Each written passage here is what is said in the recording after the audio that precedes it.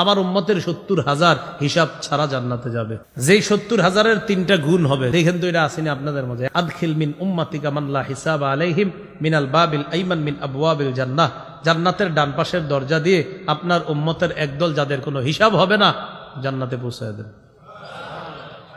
বুখারীর অন্য বর্ণনায় কিতাবুর রিকাক কোমল হ অধ্যায়ে আসছে, রাসূলুল্লাহ সাল্লাল্লাহু আলাইহি সাল্লাম বলেন, ইয়াদখুলু মিন উম্মতি আল জান্নাতা 70 আলফান বিগাইরি হিসাব, আমার উম্মতের 70,000 হিসাব ছাড়া জান্নাতে যাবে।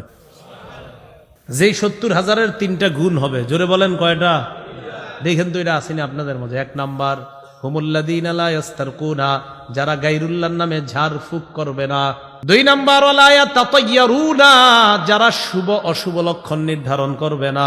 3 নাম্বার ওয়া আলা রাব্বিহিম ইয়াতাওয়াক্কালুন, এই মানুষগুলা শুধুমাত্র আল্লাহর উপর ভরসা করে।